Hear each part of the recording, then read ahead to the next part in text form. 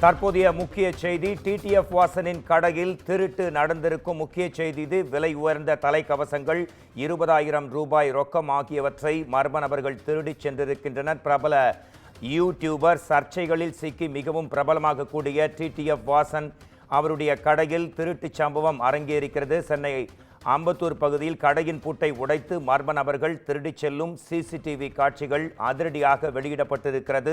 அங்கிருக்கக்கூடிய விலை உயர்ந்த தலைக்கவசங்கள், 20,000 ரூபாய் ரொக்கம் ஆகியவற்றை மர்ம நபர்கள் கொள்ளையடித்து செல்லும் சிசிடிவி காட்சிகள். அம்பத்தூர் அருகே அயப்பாக்கத்தில் அமைந்திருக்கும் டிடிஎஃப் வாசன் கடையில் இந்த திருட்டு சம்பவம் அரங்கேறி இருக்கிறது. இது குறித்து நமது குமுதம் செய்தியாளர் சுப்பிரமணியன் தரும் தகவல்களை கேட்கலாம்.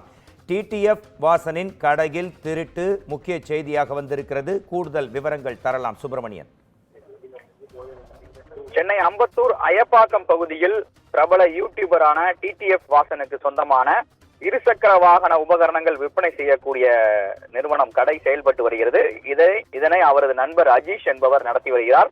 டிடிஎஃப் வாசனுடைய மேற்பார்வையில் தான் இந்த கடை செயல்பட்டு வருகிறது.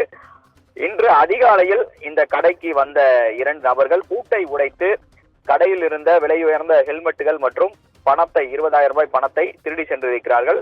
இது தொடர்பாக கடைக்கு நிர்வகித்து வரக்கூடிய அஜீஸ் இன்று காலை கடையை திறக்க வந்தபோது பூட்டு உடைக்கப்பட்டதை கண்டு அதிர்ச்சி அடைந்தார். அதே போல சிசிடிவி காட்சிகளை ஆய்வு செய்த போது 2 பேர் பூட்டை உடைத்து கொள்ளையடித்து செல்லக்கூடிய காட்சிகள் பதிவாகி இருக்கிறது. உடனடியாக அவர் திருமுல்லைவாயல் காவல் நிலையத்தில் புகார் அளித்தார். இந்த புகார் தொடர்பாக வழக்கு பதிவு செய்யப்பட்டிருக்கிறது. சிசிடிவி காட்சிகளையும் போலீசாரிடம் அவர் வழங்கியிருக்கிறார்.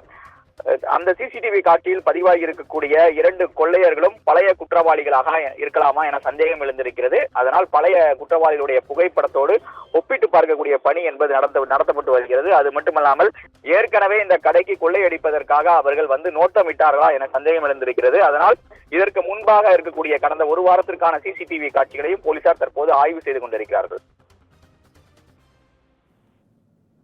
நன்றி. உங்கள் உடனடி தகவல்களுக்கு நன்றி.